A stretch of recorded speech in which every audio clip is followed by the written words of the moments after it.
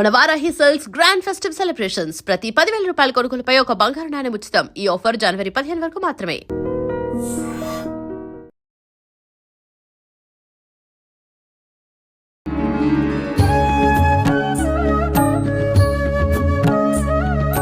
నమస్కారం గురువుగారు. నమస్కారం అమ్మా. గురుగారు, గీతలో కృష్ణ భగవానుడు కొన్ని విషయాలు చెప్పడం జరిగింది. అవి పెద్దవాళ్ళ మాటల ద్వారా మేము వింటూ ఉంటాము. ఎప్పుడో ఏదో పరిస్థితిలో ఈ విషయం విన్నాను నేను. అంటే ధర్మం క్షీణిస్తున్నప్పుడు ఖచ్చితంగా భగవంతుడు వస్తాడు ధర్మ రక్షణ కోసము అని చెప్పంటూ ఉంటారు. అంటే ఇప్పుడు ఎన్నెన్నో అఘాయిత్యాలు జరుగుతున్నాయి, ఎన్నెన్నో విధ్వంసాలు జరుగుతున్నాయి. చూస్తే అనిపిస్తుంది ఇంతకన్నా అధర్మం ఇంకోటి ఉంటుందా, ధర్మం క్షీణించటము అని అంటే ఇదే కదా అన్నట్లుగా అనిపిస్తుంది. కానీ మరి భగవంతుడు ఎలా వచ్చాడు, ఎక్కడొచ్చాడు, వస్తే నిజంగా ఇవన్నీ ఇక్కడితో ఆగిపోవాలి కదా అనే ఒక సందేహం కూడా వస్తుంది. అసలు ఏంటి దీని గురించి ఒక మంచి వివరణ ఇవ్వండి. తప్పకుండా అమ్మ. భగవద్గీతలో స్వయంగా భగవానుడు చెప్పినటువంటిది పరిత్రాణాయ సాధూనాం వినాశాయ చ దుష్కృతాం ధర్మ సంస్థాపనార్థాయ సంభవామి యుగే యుగే. అదొకటి. యదా యదా హి ధర్మస్య గ్లానిర్భవతి భారత అభ్యుత్థానమధర్మస్య తదాత్మానం సృజామ్యహం అంటాడు ఆయన. నన్ను నేను సృష్టించుకుంటాను అంటే ఆయన ఒక శరీరాన్ని సృష్టించుకుని అందులో ప్రవేశిస్తాడు. ఇది భగవంతుడు రావడం అంటే ఏ రూపంలో అయినా రావచ్చు, ఏ రూపంలోనైనా వస్తాడండి. మనిషి రూపంలోనే వస్తాడని కూడా లేదు. మనం దశావతారాలు మీరు చూసుకుంటే చేప రూపంలో వచ్చాడు ఒకసారి, వరాహ రూపంలో వచ్చాడు ఒకసారి, తాబేల రూపంలో వచ్చాడు ఒకసారి, సగం సింహము సగం మనిషి. ఆ తర్వాత చూస్తే పరశురాముడు, రాముడు, కృష్ణుడు, ఇప్పుడు కల్కి అవతారం ఇంకా మిగిలి ఉన్నది. ఇవి మనం మౌలికంగా చెప్పుకునే అవతారాలు అయినప్పటికీ ఇంకా చాలా అవతారాలు ఉన్నాయి. మీరు కలియుగంలోనే మీరు తీసుకున్నారనుకోండి, శంకర భగవత్పాదాచార్యుల రూపంలో కూడా పరమేశ్వరుడు అవతరించాడు. ఆయన కూడా తదాత్మానం సృజామ్యహంలో భాగమే.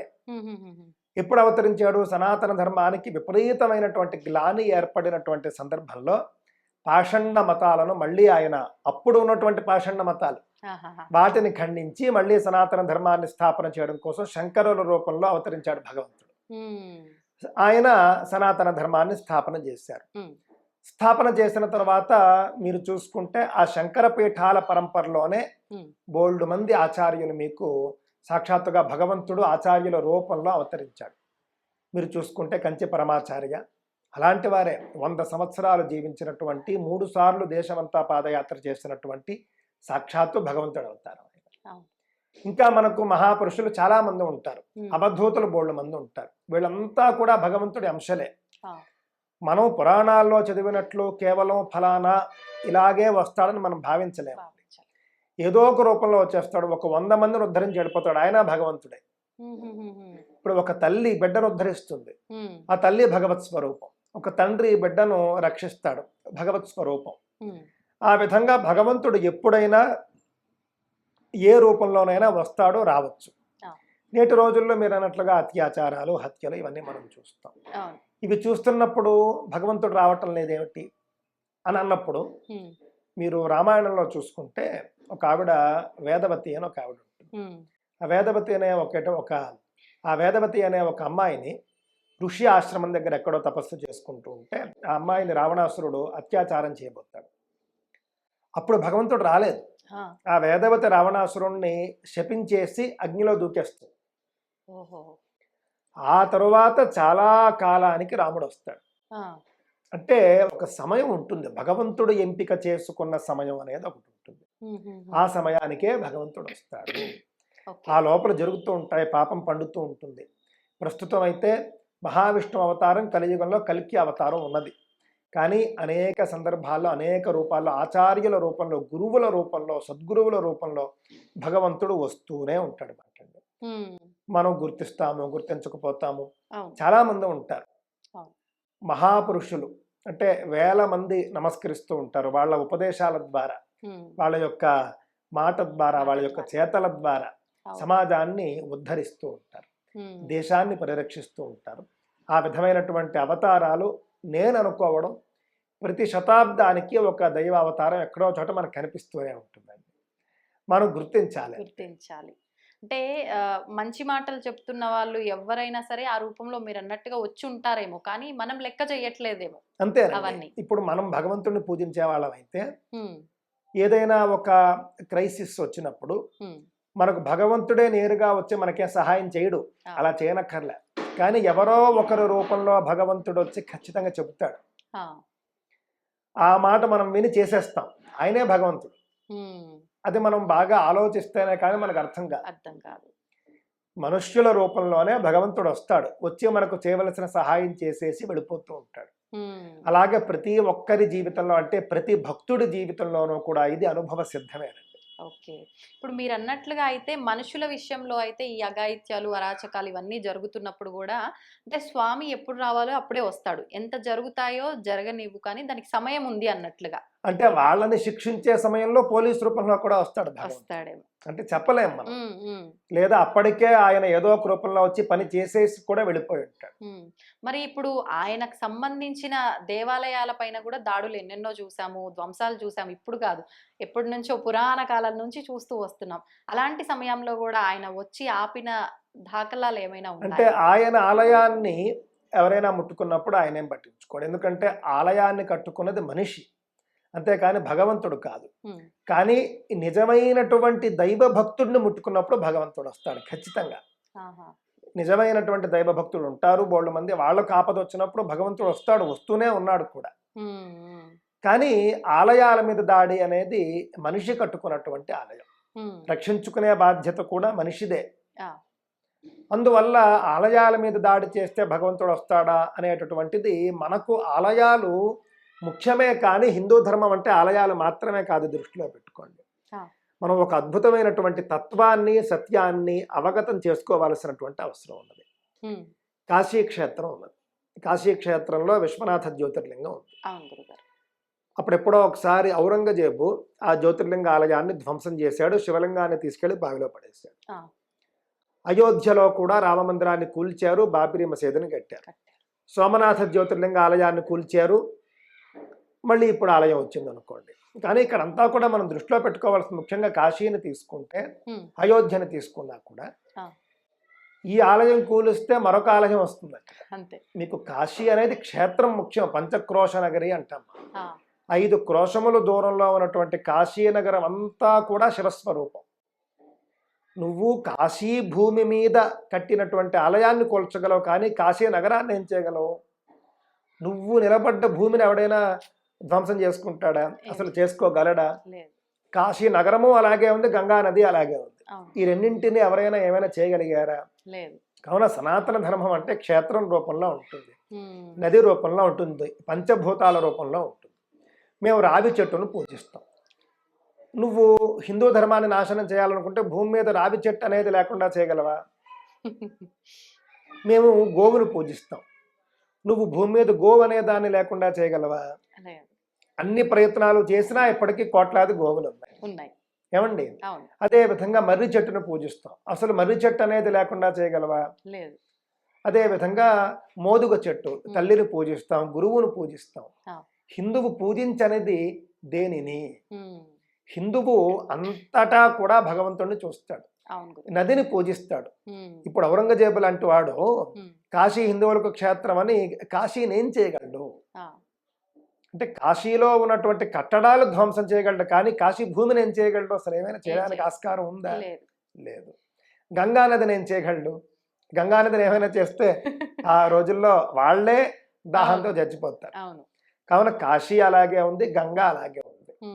ఆ ఆలయం కాకపోతే మరింత భవ్యమైనటువంటి ఆలయం హిందువులు కట్టుకుంటారు, అయోధ్యలో కట్టుకున్నట్టు. ఇప్పుడు అంతే, అయోధ్య కూడా అంతే. సప్తమోక్షపురాల్లో అయోధ్య ఒకటి.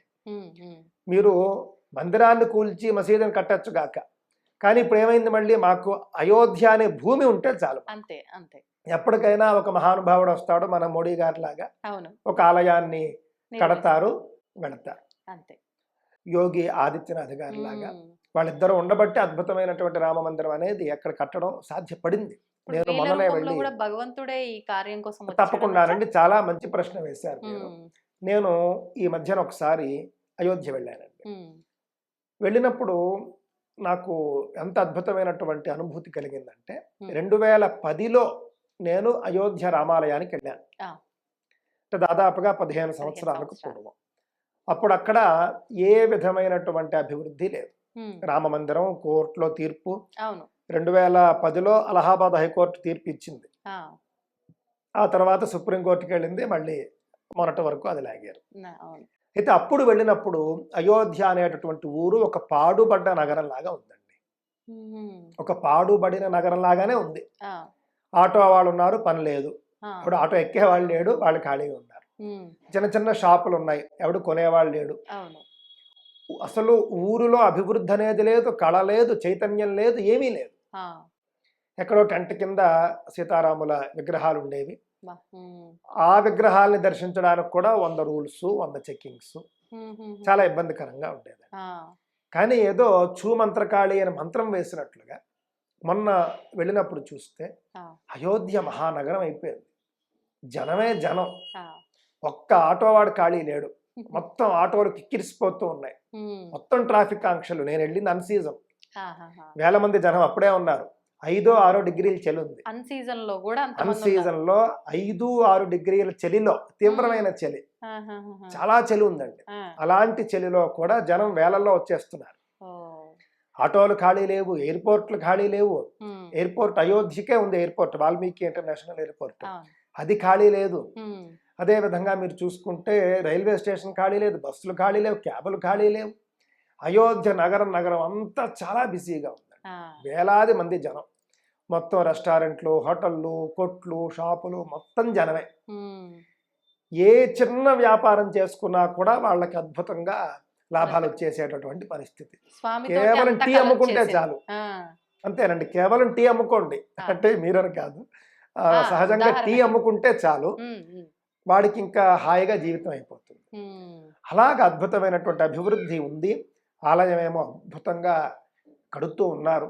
ఆ, ప్రధాన ఆలయం పూర్తయింది దాదాపుగాను. ఆహా. చుట్టుపక్కల ప్రాకారాలు అవి ఇవి అన్నీ కలిపి ఉమ్, చాలా అద్భుతంగా 60 ఎకరాల్లో కడుతున్నట్టున్నారు ఆలయం. చాలా పెద్దది, ఇంకొక చాలా సమయం 4-5 పట్టేది. సంవత్సరాలు పడుతుంది ఇంకా. పడుతుంది. ఆ, ఇప్పుడు అయోధ్యను చూస్తే ఎంతో అద్భుతంగా, నిజంగా ఆయన మోడీ గారు కావచ్చు, ఇక్కడ ఉన్నటువంటి యోగి ఆదిత్యనాథ్ గారు కావచ్చు, వీళ్ళిద్దరూ కారణ జన్ములు అని నాకు అనిపించింది అవాళ. అలా మనం చూసుకున్నప్పుడు భగవంతుడు ఉమ్, ఈ విధంగా ఎవరి రూపంలో వస్తాడో తెలియదు, ఎవరి రూపంలోనైనా రావచ్చు. ఆ సమయం వచ్చినప్పుడు ఆ పని ఆయన చేసుకుని వెళ్ళిపోతూ ఉంటాడు. ఉమ్, అయోధ్యలో ఆలయాన్ని కూల్చి మసీదుని కట్టి ఉండొచ్చుగాక, ఆ, కానీ అయోధ్య అనే క్షేత్రం ఎవరేం చేయగలరు? 500 ఏళ్ల తర్వాత అయినా అవును, మళ్ళీ అక్కడ అదే స్థలంలో రామాలయం వచ్చిందా లేదా? వచ్చింది. కావున సనాతన ధర్మాన్ని నిర్మూలించాలి అని అంటే ఆలయాలను కూలుస్తాము, విగ్రహాలని కూలుస్తాము అని అంటే కుదరదండి. సనాతన ధర్మం అనేది ఉమ్, ఆత్మవాదాన్ని నమ్ముతుంది. ఆత్మ ఉమ్, అనంటే నైనం చిందంతి శస్త్రాణి నైనం దహతి పావకః ఉమ్, న చైనం క్లేదయంత్యాపః నశోషయితి మారుతః అర్థం గురువు. అనంటే ఈ యొక్క ఆత్మను ఉమ్, అస్త్రశస్త్రాలేవి కూడా భేదించలేవు. అగ్ని కాల్చలేదు, అదేవిధంగా నీరు తడపలేదు, ఆ, గాలి ఎగరగొట్టలేదు ఈ యొక్క ఆత్మని అని చెప్పేసి. సనాతన ధర్మం కూడా అంతే. ఏదో తాత్కాలికంగా మీరు విజయం సాధించినట్లుగా భావిస్తారు. అవును, అవును. 1000 ఏళ్ల మొఘల్ రాజుల పాలనలోనే సాధ్యం కాలేదు. ఉమ్, కావున సనాతన ధర్మం అనేది ఎప్పటికప్పుడు మళ్ళీ మళ్ళీ ఈ విధంగా ఉద్ధరింపబడుతూ ఉంటుంది, ఎవరో ఒకరి రూపంలో ఉద్ధరింపబడుతూ ఉంటుంది. అంతే. భగవంతుడు ఎవరిని ఎంచుకుంటాడో తెలియదు. ఉమ్, అదేమిటండి మీరు ఫలానా వాళ్ళని భగవదంశ అంటున్నారంటే, కాదు, ఉమ్, మీరు భగవదంశే, నేను భగవదంశే. అందులో కాస్త ఎక్కువ అవును, విశిష్టత అనేది ఉంటుంది ఉంటుంది. మాటండి. భగవంతుడు అవతరిస్తూనే ఉన్నాడు, ఉమ్, గుర్తించవలసింది మనమే అని నా అభిప్రాయం. అంతే. గుర్తించకుండా మూర్ఖంగా ముందుకెళ్తూ ఉంటాం. అదంతా పక్కన పెట్టి ఏ మంచి పని ఎవరి ద్వారా జరిగినా దాన్ని ఒప్పుకోవడం అంతేనండి. ఉత్తమం. అదే అంటాడు విమర్శించకుండా. భగవద్గీతలో ఆయన 10వ అధ్యాయంలో చివరి శ్లోకం, యద్యద్ విభూతి మత్సత్వం శ్రీమదూర్జితమేవ వా తత్తదేవావగచ్చత్వం మమ తేజోంశ సంభవం. ఉమ్, ఇప్పుడు ఉదాహరణకి ఒక విద్యార్థి ఒక క్లాస్ ఫస్ట్ అండి. ఆ, వాడు క్లాస్ ఫస్ట్ ఉత్తనే రాడు, వాడు ఎంతో హార్డ్ వర్క్ చేస్తుంటాడు, లేకపోతే షార్ప్ అయి ఉంటాడు. వాళ్ళలో ఏదో ఒక రకమైనటువంటి స్పెషల్ ఉంటుంది. ఉంటుంది. ఆ స్పెషలే నేనన్నాడు భగవంతుడు. ఓ, యద్యద్ విభూతి మత్సత్వం, ఎక్కడెక్కడైతే నీకు చైతన్యం గట్టిగా కనిపిస్తుందో అదే నేనయ్యా. ఇంకా నా అడ్రస్ ఎంతకు మించి నేనేం చెప్తాను? అంతే. 100 ఆవులు ఉన్నాయి, 100 ఆవుల్లో ఒక ఆవు అత్యంత ఉత్సాహంగా, ఎక్కువ పాలిస్తూ, అత్యంత చైతన్యంగా, మంచి ఇదిగా ఉంటుంది. ఉమ్, అదే సాక్షాత్తు భగవత్ స్వరూపం. బా, ఉమ్, 100 మంది రాజకీయ నాయకుల్లో ఒక రాజకీయ నాయకుడు ఈ విధంగా అద్భుతంగా చైతన్యవంతంగా ముందుకొచ్చి 75 ఏళ్లగా భారతదేశం ఎదుర్కొంటూ ఉన్నటువంటి సమస్యల్ని పరిహరించి కాశ్మీర్లో 370 కొట్టేయడం కావచ్చు, అయోధ్య రామాలయం కావచ్చు, ఇలాంటి వాటిలో గట్టి నిర్ణయాలు తీసుకుని దేశాన్ని ఉద్ధరించాడు అంటే ఆయన రూపంలోనే భగవంతుడు. అంతే. అంటే ఏదైతే అసాధ్యము ఇంకా ఇది సాధ్యం కాదు అన్నది సాధ్యం అవుతుందో ఆ రూపంలో భగవంతుడు, ఆ రూపంలో భగవంతుడు ఉన్నట్టే లెక్క. ఎంత అద్భుతంగా ఉంటుంది భగవద్గీతలో ఆయన వృష్ణీనాం వాసుదేవోస్మి పాండవానాం ధనంజయ అంటాడు. యాదవుల్లో నేనే దేవుణ్ణి, పాండవుల్లో నువ్వే దేవుడు అయ్యా అని. అంటే ఆ యొక్క సమూహంలో ఏదైతే స్పెషలో అదే భగవంతుడు. అది మనం దృష్టిలో పెట్టుకోవాల్సినటువంటి అవసరం ఉన్నది. ఇంతకాలం ఎవరు చేయలేదు కదా ఈ పనులు. మా చిన్నప్పటి నుంచి నాకేమీ పెద్ద వయస్సు కాదు, అయినప్పటికీ కూడా నా చిన్న వయస్సు నుండి చూస్తే కనుక రామ మందిరం ఎవడు కట్టలేడు, అది ఎప్పటికీ తేలదు. కాశ్మీరు 370 ఆర్టికల్ ఎవడు దాన్ని కొట్టివేయలేడు. ఇలాగ రకరకాలుగా వాదనలు మాట్లాడుతూ ఉంటారు. కానీ అవన్నీ సాధ్యం అయ్యాయా లేవా? అవి భగవంతుడే చేస్తాడు. రావణాసురుడి కాలంలో కూడా అంతే. రావణాసురుడిని ఎవడైనా ఒకడు వచ్చి సంహరించగలడా అని నాటి రోజుల్లో ఉండేవి చర్చలు. రావణుడు వచ్చి సంహరించలేదా? ఆ విధంగా భగవంతుడు ఆ విధంగా అద్భుతమైనటువంటి ఒక స్పెషల్ ఫామ్ లో వస్తాడు. వచ్చి జరగవలసినటువంటి కార్యక్రమాన్ని ఆయన చక్కబెట్టి వెళ్తాడు. మాట్లాడండి. అద్భుతమైన వివరణ గురువు గారు, ధన్యవాదాలు. నమస్కారం. And for more videos, please subscribe to iDream. Please subscribe to iDream. Please subscribe iDream. And please subscribe to iDream. For more videos, subscribe to iDream. please like, share and subscribe to the channel. Congratulations, iDream. Subscribe to iDream. Subscribe to iDream. So subscribe to iDream Media. iDream ki iDream team andarki huge congratulations. Please subscribe iDream Media. Please subscribe to iDream. Subscribe iDream. Please subscribe to iDream. iDream అంటే నా కళల channel subscribe చేసుకున్న నోరు తిరుగుతలేదు, మీరైతే గంట గుర్తు కొట్టండి. For more such videos, please subscribe to iDream. Subscribe to iDream. Please subscribe to iDream. Please subscribe iDream Media. Please do subscribe to iDream. Please subscribe to iDream Media. For best entertainment and information, please subscribe iDream. And don't forget to subscribe to iDream.